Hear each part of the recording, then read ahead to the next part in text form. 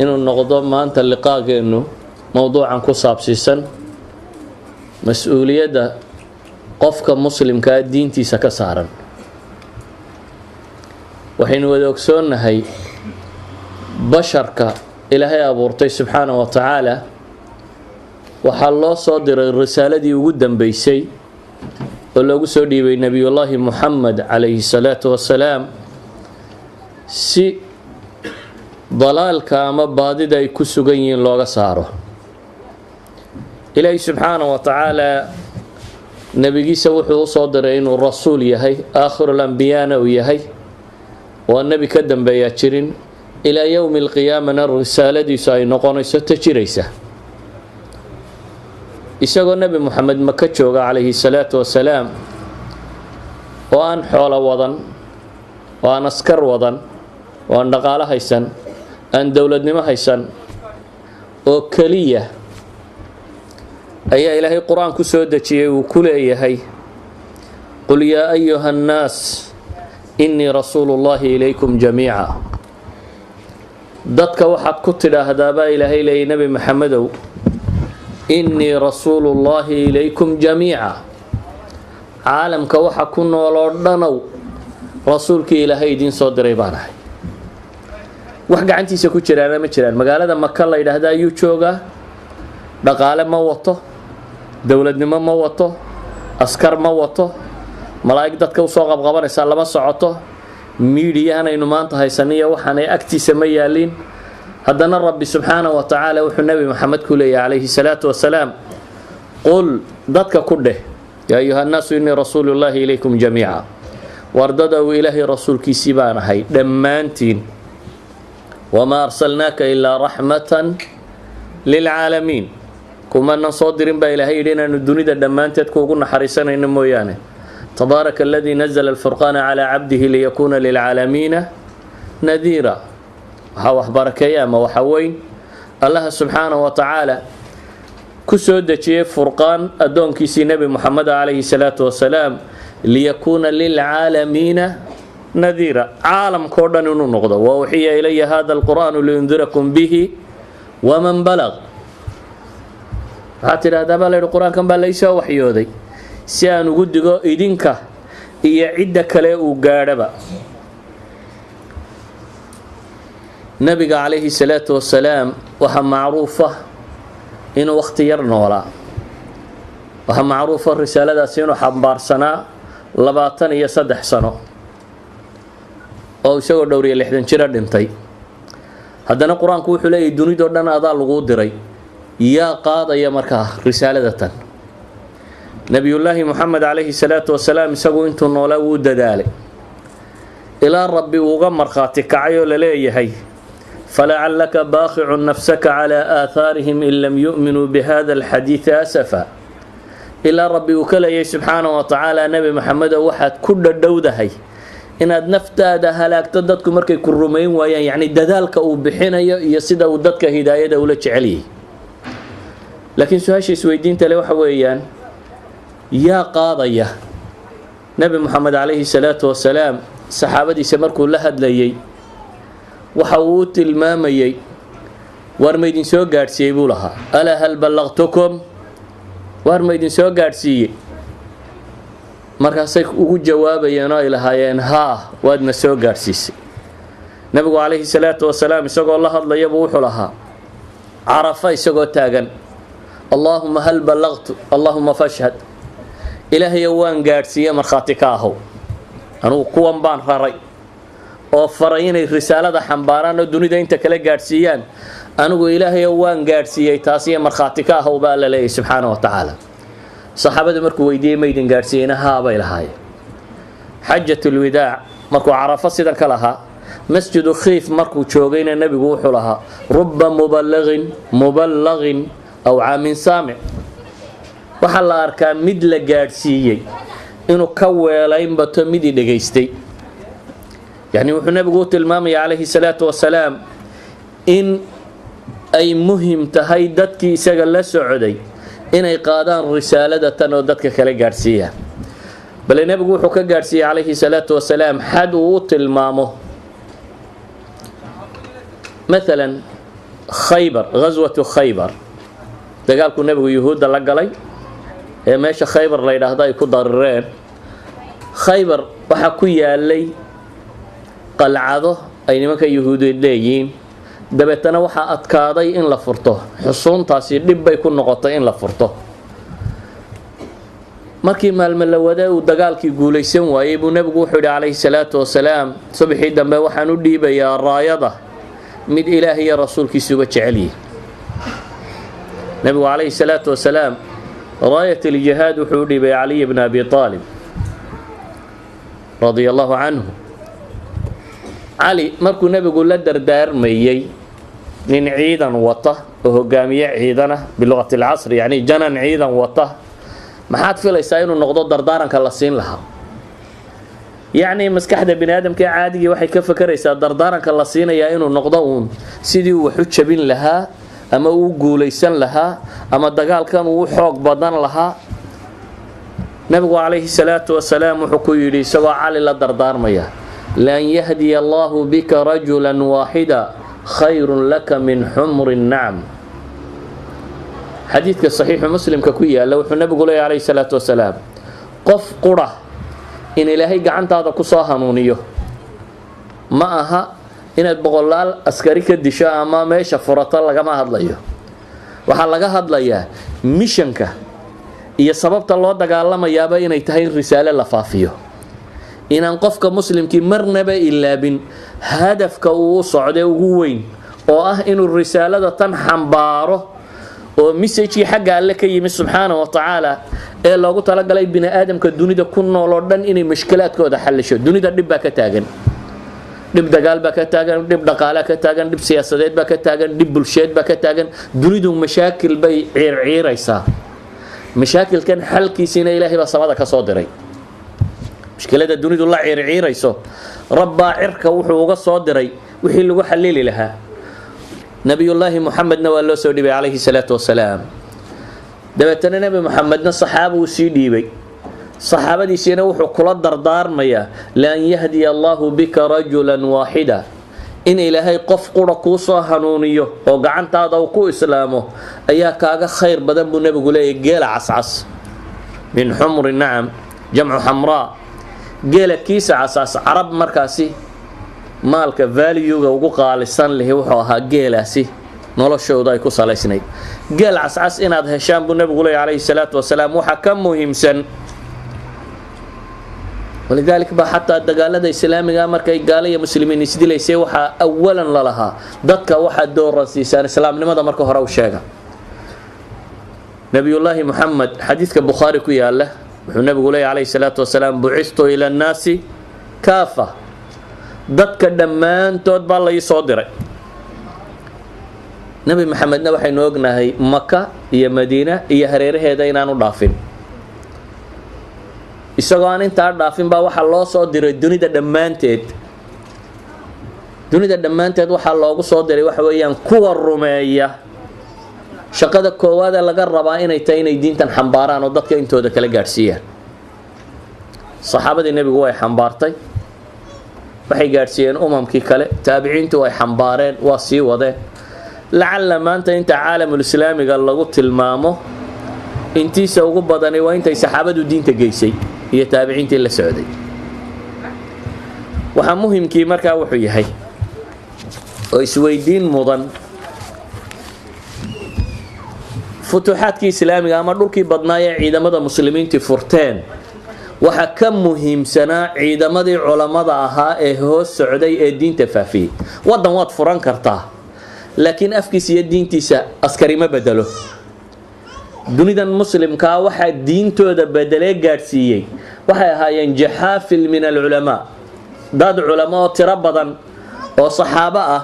oo taabiciin ah ayaa dadka kan diinta soo gaadhsiiyey. maanta se masaladaasi waxaad moodaa qofka muslimka ahi inuu dareenkaasi ka lumay. maanta dunida bilyan iyo badh muslima ka badan baa dul saaran. afartii qofe kastee muslimee dunida, afartii qofe kastee bini aadamee dunida dul jooga halbaa muslima baa la leeyahy. haddaynu dareenkan qabnaa inaynu diinta xambaarro qof iyo saddex xun baa baynagu soo hagaagi lahaa dunida gebageedaba waliba inuu saddex islaamiyo dan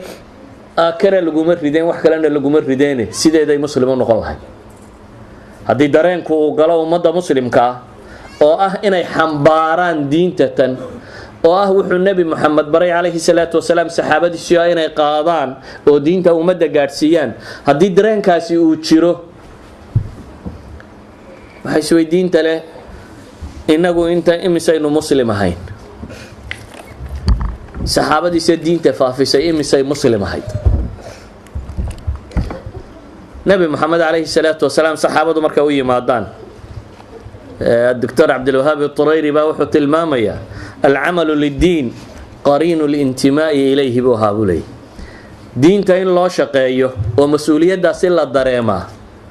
waxa ay ku xidhnayd inuu qofku islaamo uun yacni mujarad uu qofku yidhaahdo laa ilaaha ila allah muxamadun rasuulu llah ayuu wuxuu fahmayey inay fuushay xil ah inuu diinta tan xambaaro dadka kala gaadhsiiyo wuxuu fahmayey inuu nebi moxamed wakiil ka yahay calayhi salaatu wasalaam ama uu safiir ka yahay wuxuu fahmayey xilkaasi intuu qaado inuu bashariyada inteeda kale u gudbiyo basharku inta badan tusaalayaashii wax ku fahmaan tusaalayaal kooban bixiyo magaalada maka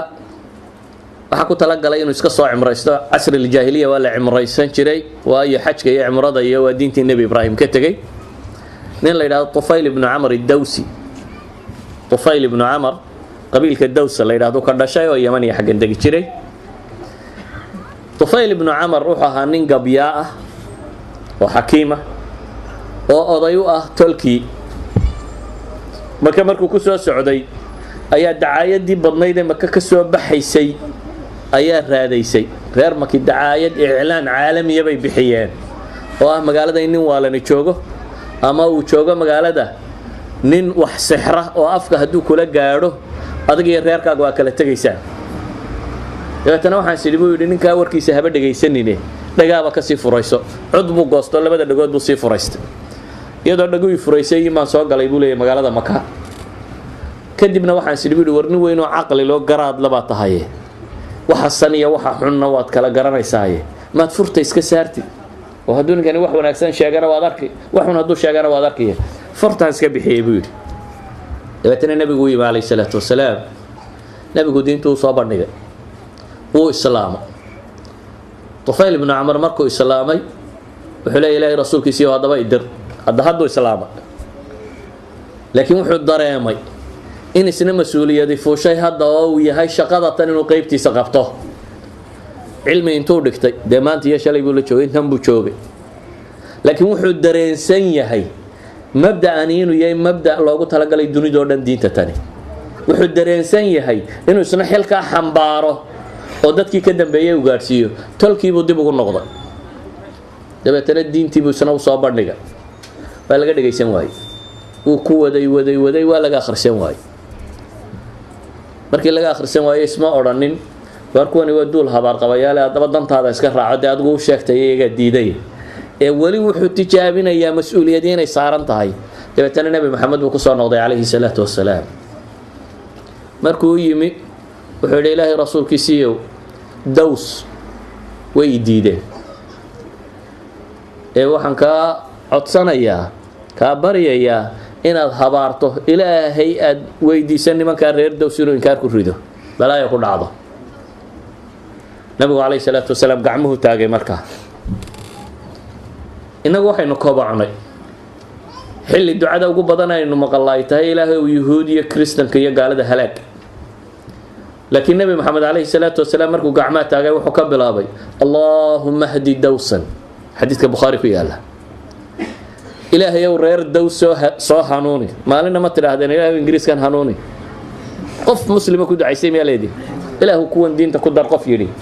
nabi maxamed calayhi salaatu wasalaam intuu gacmaha cirka u taagay ayuu wuxuu leeyahay allahumma hdi dawsan ilaahay ow reer daws diinta bar oo ay hanuunaan oo diintu qalbigooda gashaan طفيل بن عمر الدوسي دبو نقضي هدنا مركله أيو تجابيي إنه دتك الدين توغيره وقت يركد دبو صار نقضي isagoo wada 78 raga oo ay ka mid yihiin muslimiinta aad taqaaniin kuwa ugu macruufsan. ninka inta yar nabi maxamed la joogay baa keenay, bale xadiidka ugu badan ninka uu inaga soo gaadhay Abaa Hurayra sama wada taqaaniin. Soomaalidu waxay dhahaan kitaab Abaa Hurayra laga waayda kitaab maaha. Abaa Hurayra doos Tufayl ibn Amr ad-Dawsi baa keenay isagoo wada. dabeetana Abu Hurayra wuxuu ku takhasusay inuu nabi maxamed 3 sanadood habeen iyo maalmo iska daba socdo, meel la aanu qabanin, uu galo dawraad mukaffafa intensive courses oo 3 years 3 sanadood, waanu meel la uga bixin habeen iyo maalinba inuu wax barto oo xifdiyo diinta tan. 5 xadiis wax ka dhow ama ka badan bay naga soo gaadhay. yani waxaan leenahay mas'uuliyadu dareemay Tufayl ibn Amr ad-Dawsi waxay keentay inay ku asaxdo xadiidkii nabiga maxay ahaa rubba muballighin aw aamin saami'. waxa la arkaa buu nabigu yiri mid la gaarsiiyay inuu ka weelayn badan yahay kii dhageystay. Tufayl iyo Abu Hurayra yaa soo horeeyay. Tufayl ma ku islaama, Abu Hurayrana ma wuxuu islaamay ghazwatu Khaybar markii lagu sii socday sanadkii 7 ee hijriyada meelahaasi. haddana imisa maqasheen Tufayl ibn Amr xadiisi wariyay, imisa Abu Hurayra maqashay xadiisi wariyay. yani waa qof dareemay inuu mas'uuliyad xambaaro. waxaan leenahay ummadii muslimiinta ee nabiga la noolay alayhi salaatu wasalaam, مثلا أبو ذر الغفاري صحابي قال له رنجري سيقول دين رادسو مكيمي واكا شاقانا ينو ربع الإسلام يهي إنو قفكي صدحا أفراد إسلامويي علماء الحديث لكن وحي لين ضد بدنا قرصونا كهرية باجرة. على كل حال وقت آن إسلامكم معروفة هاي مكابو صاقلة سيقول دين رادين إياه. علي بن أبي طالب والله كل ما وأركين كان قريب كاي magaalada jooga markuu weydiiyayna wuu waramay qadiyadu siday marka xasaasiga oo ahayd. cali wuxuu ku yiri idabagal, dabeetana calaamad baan ku tusinayaa, haddaad calaamadaasi aragto waxa weeyaan albaabkii nabi maxamed meeshuu joogay calayhi salaatu wasalaam waa khatar, iska dhaaf. yani inaad nabi maxamed aragto la hadashaaba dambiya oo lagu dilaya. marka wuxuu leeyahay haddii uu jaanis meesha ka jirana calaamad baan ku tusin oo waad soo gali, haddii waanu meeshu ay miinaysan tahayna calaamad kale aan ku tusin oo wada dhaafi waad iska socon. laba nin aan wada socon oo kale aynu iska dhigaynaa. Abi Dhar sidii buu ku soo dabagalay, dabeetana calaamad baa la tusiyay inuu nabigu u tagi karo. nabi maxamed buu yimi calayhi salaatu wasalaam, diintu nabigu u soo bandhigay. markuu nabigu diinta u soo bandhigay ayuu nabigu wuxuu ku yidhi waad aragtaa xaaladaanu ku noolay siday tahay, ilxaq biqawmik fa idaa balagaka duhuuri faatini. tolkaa qaba buu ku yidhi maka waad aragtaa duruufta qofka ila kulma in la tumayo qof kala daayay. marka meeshii reerkiinu deganaa iska qabo oo nin reer bani Ghifaara, marka aad maqasho inaan guulaystay uunii kaalay buu ku yidhi nabigu calayhi salaatu wasalaam. Abu Dhar waa ka soo noqday nabiga, laakiin wuxuu dareemayaa in isna mas'uuliyad saaran tahay. horta intaanad la gaadhin buu yidhi reer bani Ghifaar maad Quraysh kaga dhex dhawaaqday tawxiidka. intuu yimi naadigii Quraysheeda Kacbada agtiisa ahayd ayuu dhagaa isqabtay isagoo tawxiidka ku dhawaaqaya. dabeetana Quraysh waaba yaabtay, war muxuu ahaa wiilkan yare naadigii Quraysheed waxaan kaga hadlayaa. gacanta loo qaado waa la tumay, iyadoo la tumaya waxa ku soo baxay Abbaas ibn Abdul Muttalib. dabeetana wuxuu yidhi war ninkan garaacaysaan ma garanaysaan? may baa la yidhi waa nin reer bani Ghifaara ee xagee safarkiinu maray buu yiri. Quraysh baayac mushtar bay ahayd, tijaaradoodu wixii xagga waqooyi ka yimaada iyo Shaam iyo dhulkaasi oo dhan bay soo mari jireen. wixii Indiya iyo dhanka ka yimaada xaggan Yamaneed soo maraana waday soo mari jireen. rixlat ashitaa'i wa sayf, laba safaro midna xagaaga yimaada midna winterka yimaada bay lahaayeen oo tijaarada keena. kan markaa Shaam qabtaa wadada ay maraan ayuu qabiilkani dagaa bani Ghifaar la yiraahdaa. aqligi mantiqi ay fahmaysay Quraysh buu kula hadlaya, wuxuu leeyahay xagee dhaqaalihiinu soo u shaqayn doona dhaqaalihiinu haddii nin reer bani Ghifaar ah dishaan marinka la idin fadhiisane. gacanta laga qaaday markaa wala iskaga tagay. Abi Dhar la tumay isma oran iska tagay, wuxuu yiri war mala shaqadii si fiican wali uma gudan. dhalinyaradu waxbay ka xamaas badan tahay waa nin dhalinyaro ah berina ku celi buu yidhi beritadiibuima uu ku celiyey markaasaa haddana la tumay cabaaskiiba haddana ilaahay kusoo saaray war ninkani waa ninkii reer banu khafaar aad tumaysaan baa waa iskaga tageen wuxuu is yidhi weli ma ahee ku celi maalin saddexaad buu haddana ku celiyey haddana waa la tumay abidar wuu iska tegey akhiiran tolkii buu diintii intii uu soo dhegaystay buu tolkii ula tegey wuxuu nabiga u yimi calayhi salaatu wasalaam isagoo nus wada qabiilka gebigiisii baa nus isagoo wata haddana dib buu u noqday wuxuu la yimi isagoo qabiilka nuskii kale iyo qabiil kaloo ilmaadeeriyiinoo aslam la yidhaahdo wada waa ka xadiidkii bukhaari nabigu lahaa calayhi salaatu wasalaam khifaar gafara allaahu laha reer bani khifaar ilaahay dembigooda ha dhaafa buu nabigu lahaa calayhi salaatu wasalaam wa aslam saalamaha allah reer aslamna allaha nabadgeliyo ayuu nabigu calayhi salaatu wasalaam ku ducaynayay yani waxay ahaayeen mas-uuliyadda wuxuu dareemayay qofku inuu islaamo oo waa shahaato wuxuu dareemayay in xil diinta tan ka saarantay bal waxaa soo arooray inuu ragga badh nabigu calayhi salaatu wasalaam heshiis kula gelayay waa calaa qowmiki inuu lahaa imikuu islaamo nabiga heshiis la gelaya dabeetana tolkaana heshiiska u qaad buu nabigu lahaa waa kii dimaam alasdi wuxuu ahaa nin qoladan jinku dadka u galgaliya wax ku tuftufa dabeetana wuxuu maqlay nin waalan baa maka jooga ilaa dacaayadii way faaftay dacaayadda haddii media laga tira badiyo dee way faafaysaa xad baa la gaadhsiiyey dadkii carbeeda kale ay u fahmaan nebi maxamed inuu nin waalan yahay yaa ayuha aladii nuzila calayhi dikru innaka la majnuun ta qur-aan ku soo arortay wuxuu yidhi magaaladan soo galay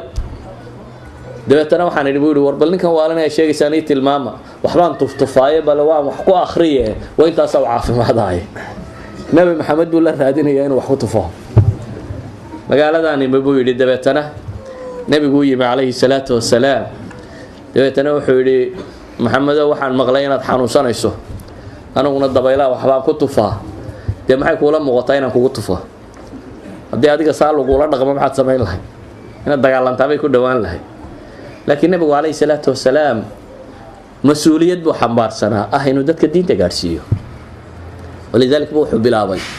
in alxamda lilaahi naxmaduh wanastaciinuh wanacuudu billahi min shuruuri anfusina wuxuu bilaabay khudbat alxaaja taqaaniin uu dhegaystay dimaam alasdi dabeetana wuxuu yidhi aacidhaa calaya iigu celi mar kale markaasuu nebigu ku celiyey dabeetana wuxuu ku yidhi aacidhaa calaya mar kale ku celi markaasuu mar saddexaad ku celiyey laba waxba culammadu way tilmaamaan haddii nin waalani kula hadlo oo wax akhriyo aad tidhaahda ku celi maxaad ka filaysaa dee inuu haddana meel kale ka baxo soo maaha ila wani dawaqsanaya nin waalani hadduu war akhriyo daldalo aad tidhahda bal ku soo celi wixii aad tidhi uma badna inuu dee ku celin karo haddana tidhahda ku soo celi waa marka labaade warkan uu sheegay maaha war uu yaqaanayba ninka kani warkii kaahinka iyo shacarada iyo gabayga iyo waxa maaha waa war tawxiid iyo ilaahay mahadnaqiisa ka waramaya dabeetana wuu islaamay nebigu heshiis buu la galay bayca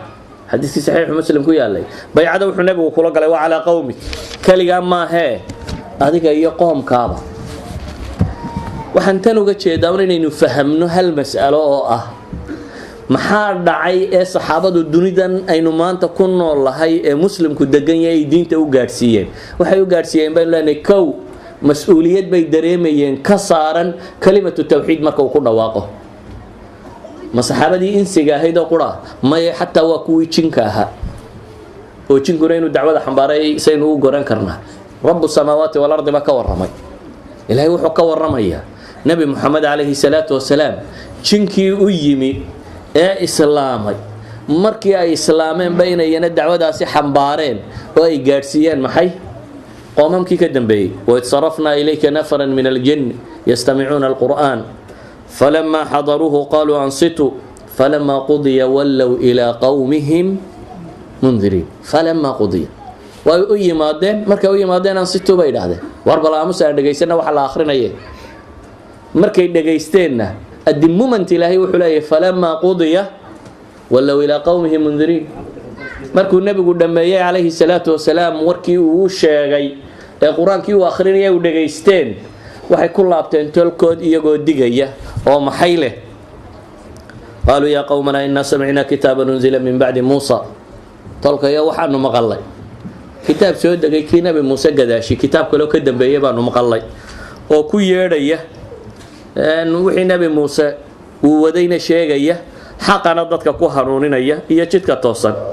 ilaahay ka yidhahda yaa qawmana ajiibuu daaciya allah waaminuu bih tolkayow rumeey يعني waxaan leenahay waxa astaan ahayd mujarrad qofku inuu ashahaato mujarrad inuu tawxiidka qiraa inuu dareemayay mas'uuliyad inay ka saarantahay diintan inuu xambaaro quraanku wuxuu ina barayaa mas'uuliyadani waqti inta lag bay saaray wuxuu ina barayaa anbiyadu qaabka ay u xambaareen inay ahayd inay shaqadan ahayd shaqo intay nool yihiin oo dhan wadiifatul umr inay ahayd ولذلك القرآن كوحو كورم يا نبي نوح إني دعوت قومي ليلا ونهارا نبي نوح عليه وحان ددك الدين تووية ري طالكي هبين إيا مالين بوقت يبحى صاهري هبين إيا مالين بوانياري يبولي وحو كلا النبي إساقو هبين إيا مالين بياري أي قرآن كوحو تلمامي إلا بيني هدنا فلم يزدهم دعائي إلا فرارا قفك بني آدم كاي waxay dadku waxa la space ma jiro marka waxa la doonayaa xoogay horay in loo soo kala durko si walaalihiina banaanka taagtaagan ay boos yar baa loo helaan saadkii baa ciliidin waa marka idinka raali wax yar horay u soo sakada insha Allah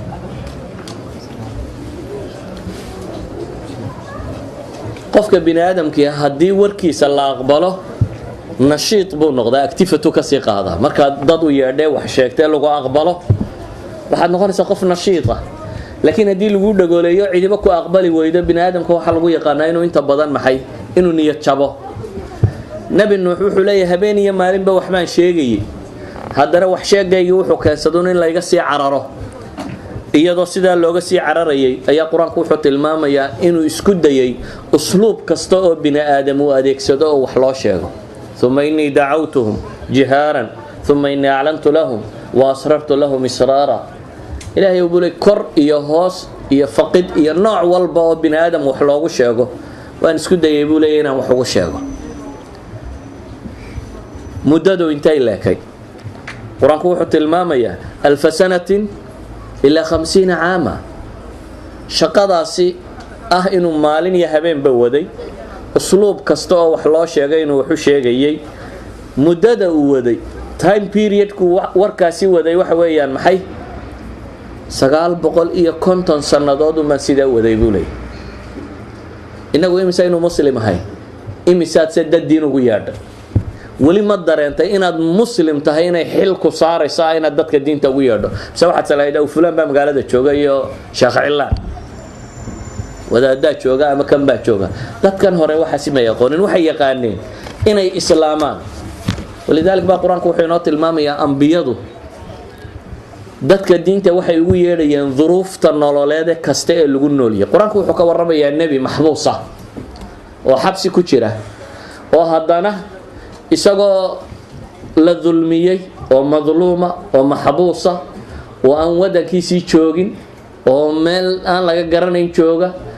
haddana inaanu marnaba hilmaamin oo ilaabin mas'uuliyadda inay dadka ka saaran tahay inuu diinta gaarsiiyo ودخل معه سجن فتيان قرآن وحو تلمام يا نبي الله يوسف لبويل با حبسك لقل قال أحدهما إني أراني أعصر خمرا متكود لبدي ويل وحو يري وحال إسكايتو سيي ريا يعني وحان كو أركي إسلا أنيجي وخمري عصر يا أما خمري قوش يا أما مجوشين يا أما وضع أيان أركي بولي كي لبدنا وحو لي إيادو وحال إسكايتو سيي إيادو أن مدحا كسيدو خبز كميس رودي جباتي وحانقو مدحا كسيدا وشين بركة العنيان نبئنا بتأويله إنا نراك من المحسنين شرح هذا نوغا ورن بيلي نو فصل waxaan ku arkaynaa dadka wanaagsan inaad ka mid tahay laba shay ba u fiirso waxay weydiisanayaan inuu wax u kordhiyo laakiin maxay u weydiisanayaan isagoo maxbuusa oo boqorku soo xidhay oo aan qabiilkan ka dhalan oo waxba la wadaagin oo wadankiisii joogin waxay u weydiisanayaan waxay leeyihiin qof muxsina baad وقفك مسلم كعدقك لغو يقان قفك مسلم كأهي والسمجري ومحسن وقف وناك كشقايا حتى القرآن كوحنا قرم يا نبي يوسف بقر كي صاحر يا قال كاها مركي أبا هدينا قونتي سينو كعاويي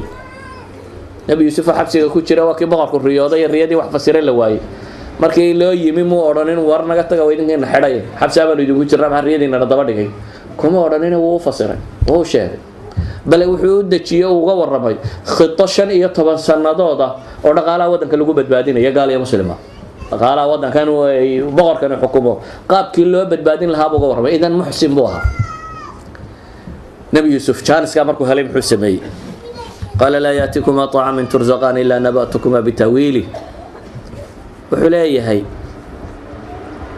أولاً وحتركيزين يا وصف عنه ربعين وقدر دعيه إن يمشي كهبونة سؤال شيء لو يدين يماده وحراشين يدين ويمن ينبغي إلا إياه وأن دين شيء تأويل كيسة ولبا وحليه ذلكما مما علمني ربي أرك كريم وحكم لي أنا وحيابا ربي جاي بري دبتنا أنت نفسرين أيوه حكوا الرمي مهمتي ونولا أو أهدك إنه توحيد كجارسية إني تركت ملة قوم لا يؤمنون بالله وهم بالآخرة كافرون وحب الآبين تانوا وحب فصيرين كان سكاير الله باهضي أيوه ربعين الدعوة دي سليفته وحن كايم يقول يدول أن إلهي آخرة ورهم السنين واتبعت ملة آباء إبراهيم وحانا راعي ملة دي دينتي أباياش يا نبي إبراهيم يا إسحاق يا يعقوب يا هيستين وانا إلهي سبحانه وتعالى وحنقوق الله دايستي إن أننا إلهي عدنا بوشرك يالين كدبوا يقى هدنا السؤال ويديني يوحولي يا صاحبي السجن أأرباب متفرقون خير أم الله الواحد القهار ورلبدا المحبوس وبولي من ربي يبدن إلا عابد أبا خير بدن مساء الله كليدا سبحانه وتعالى مركزوا هدنا وحوط المام يوحي عابد الشريرين الباطل ما تعبدون من دونه إلا أسماء سميتموها أنتم وآباؤكم kadib wixii uu u noolaa oo ah inuu diinta dadka gaarsiiyay markuu shaqada gutay ayuu wuxuu uga jawaabay su'aashoodii ya saaxibay sajn markaas uu sheegay in midkoodna ama axadukuma fayasqi rabbahu khamra wa amma al-aakharu fayuslab markaas uu ka jawaabay su'aashii maxaan uga dan leeyahay inaynu dareenno inagoo xor ah ورقالة هيسنا أو حلبة هيسنا أو أودنا إن ندت كدين وشجنه أيوم بأفك الله ينحدى أو إن رميسنين إن المسؤولية ده نكسرانتي أترميسن تون أدوكو والله يدت شنس لا دت بتوكتي أو صانتي مسلم ديك كواد بعتهبات رميسنتي ما هي النبي محمد وحلي اللهم هل بلغت ضدك ولا حوم بتكشرته إله هو أنجارسية مخاطكاه واحد كشرته وضدك آخر الله ورانا يوم حاضتك خلقوا سميسين ما جارسي سنة القرآن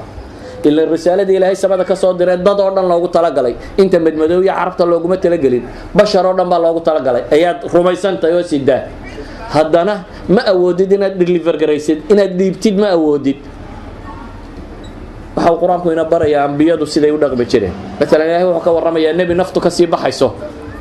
لكن شقد إلا بين هدنا أم كنتم شهداء إذ حضر يعقوب الموت إذ قال لبنيه ما تعبدون من بعدي مية شوكتين بالا لي سبحانه وتعالى مركي النبي يعقوب جارد أيوتمي نبي يعقوب مركي جارد أيوتمي ماذا فعل حسمي إلهي وحلي سبحانه وتعالى إذ قال لبنيه ما تعبدون من بعدي مركو كل هذا إلهي لي عرورتيسي ورانيك قضى الشيء عبدي دونتان يعني وحو بنا إياه توحيد كسيد الله قاطي إيا الدين توحي كي يليان عرورتي سما وهوبين إيا ما ويدين إيا حالها سا أوران دونتان إيا ريراها سا ولقد دونتان إيا محاقبان دونتان إيا وحو ويدين إيا محاد توحيد ككسمين دونتان ونحسا وحي إليين وحن عابد دونا إلها كليدا سبحانه وتعالى عندنا كل ما نيمين حين وقنا النبي محمد عليه الصلاة والسلام isagoo inta dacwo sheegay hadana markay naftu ka sii baxaysay weerihii ugu dambeeyay oo lahaa waxa kamida Allah الصلاة وما ملكت أيمانكم نبي عليه الصلاة والسلام دين يدعو كدر دار مي isagoo ay naftu ka sii baxayso waxa laga yaabaa dadka badinay isleeyiin oo ma adigu ma cilmi badan baad leeyahay oo yaa cilmi kale ku weydiiyay tawxiidka soo ma taqaanid waxa lagu islaamo kalimatu tawxiid iyo salaad iyo arkaanul islaam iyo arkaanul iimaan qofka waxa loo sheegaya waa kaasi falsafad iyo cilmi kale looma akhrinayo waxa loo akhrinayaa waa inuu islaamo waxa laga yaabaa inaad tiraahdo afkaanan garanaynin quraanku wuxuu inooga waramayaa midaan dadka af garanayno dadka islaamiyay sabab ugu ahaa inay islaamaan qof muslim oo shimbir ka Itaaliyar ma jira quraanku wuxuu ka waramayaa shimbir sababtay in ummad dhame ay islaamto mac boqoradoodii ilaahay subhanahu wa ta'ala quraanka wuxuu kaga waramayaa shimbir hudhud la yiraahdo culimada Soomaaliyeed waxay oran jireen waa guuguule shimbirka hudhudka la yiraahdo ma guuguulaha nabi Sulaymaan ciidan badan buu watay afaf badanna wuu yaqaanay maalin maalma kamid oo ciidankiisii xaadiriyay buu wuxuu waayay guuguule kamid ahaa ciidankiisii dabeetana wuxuu yiri guuguulahaasi ama cudurdaar buu la iman hadii kale in la cadaabay in la gowraco mid un bay noqon waa la ciqaabaya guuguulihii wuu soo noqdaa wuxuu yiri ahattu bima lam tuhit bihi wajituka min saba'in binaba'in yaqin nabi Sulaymaan waa ahattu bima lam tuhit bihi waraanad koobin baan soo koobay buu leeyahay aqoon baan hayaa war waxaan ka imi buu yiri Saba meesha la yiraahdo waa Yaman waxaanan ka keenay buu leeyahay naba yaqiin ah war dhab abaan kala imi Saba waa maxay warku wada inni wajadtu imra'atan tamlikuhum waxaan soo helay buu leeyahay duul gabadhay xukunto wa utiyat min kulli shay'in wa laha 'arshun 'azim gabadhaasi wax kasto boqortooyo u baahnayd waa la siiyay kursi weyn oo sariir boqortooyada waa haysatay oo haduu soo arkay dawlad meel ka dhisan maxaa ku jaban waa kan waxa ku jaban wajadtuha wa qawmaha yasjuduna lishams waxaan soo helay buu leeyahay iyada iyo tolkeed oo cadceeda caabuda ilaahi sokadi oo shaytaan uu jidkii alle ka weeciyay oo lunsan baa soo helay buu leeyahay iimaana wa innahu bismillahir rahmanir rahim alla ta'alu alayya wa atuni muslimin waraqa intaas ku qortay buu dhaqaaq waraqdii baa loo geeyay qisada maxaan uga jeedaa natiija waa maxay qalat rabbi inni dhalamtu nafsi wa aslamtu ma'a Sulaymaan lillahi rabbil alamin natiijadu waa maxay hudhud ayaa wuxuu sababay in ay boqortooyadani islaamto ay tiraahdo inni dhalamtu nafsi ilaahay oo naftayda waa dulmiyay wa aslamtu ma'a Sulaymaan lillahi rabbil alamin hudhudku shaqadu qabtay waa maxay wuxuu gartay isaga iyo qoladan inaanay safgaranaynin xataa haduu tawxiidka u sheegi lahaa dan maxaa xal ah waxa xal ah wuxuu dunida ku og yahay cid ay safgaranayaan oo ay safgaranayaan quraanku waa ka tilmaamaya inuu nabi Sulaymaan lahaa ya ayuha naasu ulimna mantiqa at-tayr nabi Sulaymaan khudbadiisa waxa kamid ahayd dada waxa nala baray af shimbiraadka nabi Sulaymaan af shimbiraadku yaqaan hudhudku markaasi wuxuu gartay inuu isagu risaalo xambaari karo ah warkan intuu qaado cid shaqadan qaban karta inuu gaarsiiyo isagana af garanaysa qoladana af garanaysa tawxiidkana sharxi karaysa qof muslimaan shaqada qaban karin ma jira hatta hadaanad af garanaynin dadka daacad noqon kartaa dadka diinta waad gaarsiin kartaa maadaama shimbiriba uu ku guuleystay inuu bulshadan islaamiyo waxaan leenahay ikhwati fil aqeeda waxa laga yaabaa inaad tidhaahdaan meesha culuma joogto oo wadaada jooga oo hebel iyo hebel baa jooga dad diinta sheegaya jooga war waxa mas'uuliyadu kuma dhacdo waayo quraanku wuxuu ka waramayaa magaalo saddex rasuul diiday saddex rasuul magaalo diiday oo hadana niman saddexda rasuul ba ahayn uu diin sheegayo wadrib lahum mathalan ashab alqarya إذ جاءها المرسلون dadka waxaad u sheegtaa baa Ilaahay subhanahu wa ta'ala tusaale wadhigtaa magaaladii saddexda rasuul ay yimaadeen ee arsalna ilayhim ithnayn fakadhabuhuma fa'azazna bithalith faqalu inna ilaykum mursalun qalu ma antum illa basharun mithluna Ilaahay wuxuu ka waramayaa subhanahu wa ta'ala magaala rasuul loo diray markaasay beenisay markaas mid kale loo diray markaasay beenisay markaas mid saddexaad loo diray hadaad soo gasho magaalo saddex rasuul diiday maxaad sameyn lahayd رسول شريعة من النبي كله صادر منذرين هذا سام مفسرين تقارقبان أما رسول الله هذا حق الرب كاتبين مقالة صدح عالم وكهوا وين يشوقان ولا صدح دبل الديدة أما صدح الرسول إلهي صادر يشوقته وحبل لقد يسوي يهدات شوقته أدوكم حد يلي لهي halka yaabana istiraahada shaqadii rasuusha laga diiday adiga maxaa ku yaala laakiin ilaahay wuxuu ina barayaa dhaqanka qofka muslimka siduu yahay wajaa min aqsa almadinati rajulun yas'a qala ya qaumi ittabi'u almursalin ittabi'u man la yasalukum ajran wa hum muhtadun ibn hubayra wasiirkii la oran jiray caalimka haba wuxuu leeyahay qisadan yaabkeeda waxa kamid ah buu yiri ninkan markii alla sifaynayay laguma sifaynin nin cilmi leh ama waxba laguma sheegin waxa lagu sheego qura maxay wajaa rajul inuu yimi xagee ka yimi wajaa min aqsa almadinati rajul ka waxa la tilmaamay muu ahay nin xaadiro meelahan culimada ama rususha lagu diiday joogay magaalada dacalkeedu joogay aqsa almadina buu ka yimi wuxuu kala quraanku tilmaamaya yas'a warku markii uu soo gaadhay in rusushii la diiday ayuu magaalada dacalkeeda ka yimi waliba isagoo ordaya la leeyahay rooraya oo raba shaqada inuu dhaqso u qabto markuu yimina wuxuu sameeyay ya qawm ittabi'u al-mursalin bulay janb ar-rusul buu ka hadlaya wuxuu leeyahay ya qawm ittabi'u al-mursalin wartalkayo rasuulada raaca waayo laba sababood ba ku raaca bulay ittabi'u man la yasalukum ajran raaca midaan ajar idin weydiisanin ajarku waa maxay waa mid aan magac maamuus lacag siyaasad waxba ka doonaynin qofka bini aadamka hadduu dareemo inaad dantiisa ku kacsanayso inta badan wax ma aqbalo waayo waxaanaad sheegayso gadaasheeda wuxuu ka akhrinayaa wax kale oo ku qoran oo ayna danahaaga adigu dee wadato in adigu business kuugu jiro ayuu dareemaya laakiin quraanku markuu rususha ka warramay fi suurati shu'ara nabi kasta slogan iskay anbiyadu sideen ubudullaha ma lakum min ilahin ghayru ba kamida ilahi kaligii la caabudo maxaa kale nabi kasta la laha ku dadka qul la asalukum wax ajra idin ma weydiisanayo ku dhabala laha rususha waxa la leeyahay dawaa rasuulka ilaahay soo diray dadka waxaad u cadaysaan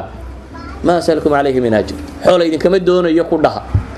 idan wuxuu leeyahay ninka kani war marka koowaad waxa raacdaan cid aan dan idin kala hayn inay diinta ilaahay idin gaarsiiso mooyaan marka labaadna maxay ah wahum muhtadun iyagu hanuunsan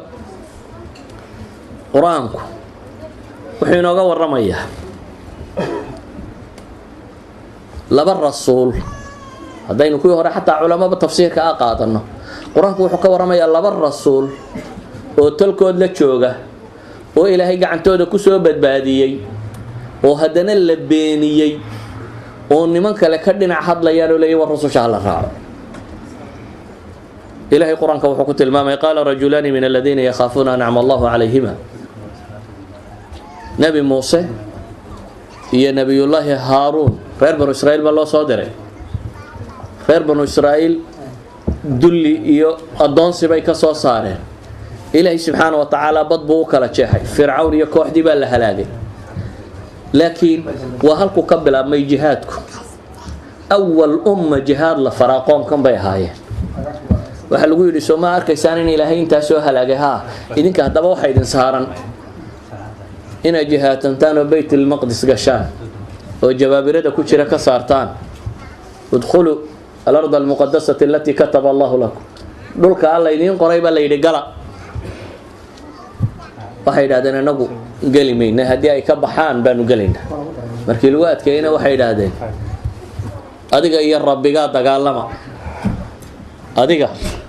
iyo rabbiga nabi Muuse u dagaalama innaha huna qaacidun annagu halkaanu sii fadheenaye fircoon ba ilaahay aada u bariyo gacantaada lagu burburiyay qoladanna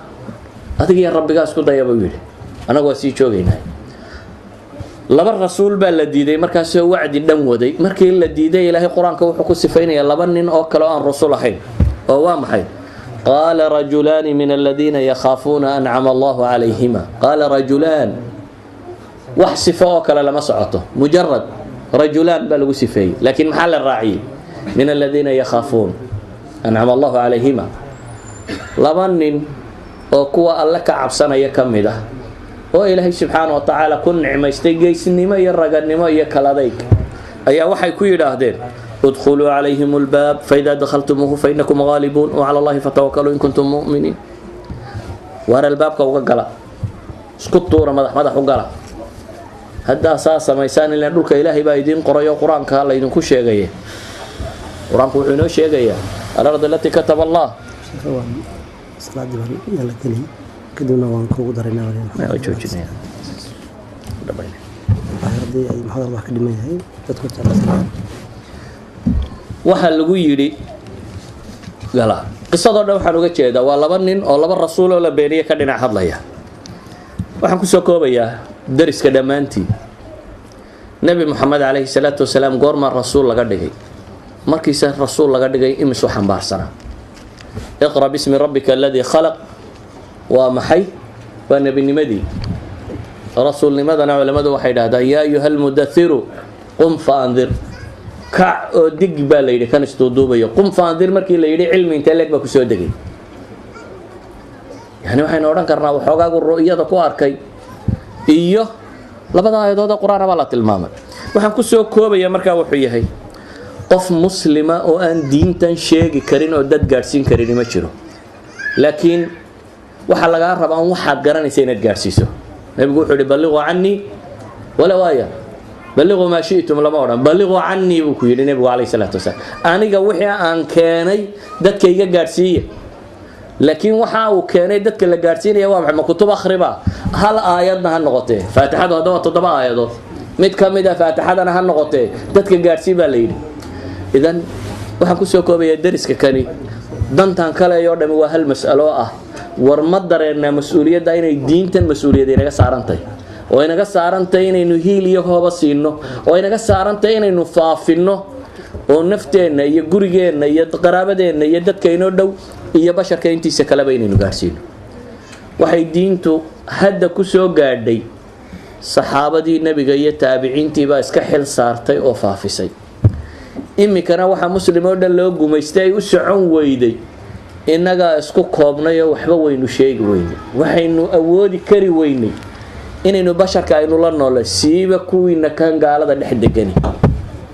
hadda cudurdaar bay aakhira idiin noqonaysaa gaalka lagu dhex joogi karo haddii aad diinta sheegtaan dacwada waxay ka mid tahay waxyaabaha banneeya in gaalka la dhex joogi karo haddii kale aakhiro joogistiina xataa ina cudurdaar weydaan baan ka baqaya waa mas-uuliyadiinni waa cudurdaarkiinni waa dantiinni waa qaab loo cibaadaysto qaabka ugu fiican waayo qofka diinta soo gala wuxuu camal sameeyo dhan in leeg baa ilaahay adigana kuu qoraya haddaad midhuun islaamka ku darsato midhkaasi wuxuu cibaadaysto oo dhan marka isaga loo qoro adna in leeg baa miisaanka lagugu qoraya mar hadda adigu 10 salaadood ma tukan kartid laakiin haddaad 10 ku darsato maalin kasta 10 baad tukanaysaa haddaad rabto markaa in ajarkaagu bato oo aad aakhira badbaado oo aad nabi maxamed safiir rasmiya ka noqoto ilaahay diintiisa la faafiyo sallallahu ala nabi maxamed wa ala alihi wa sahbihi wa sallam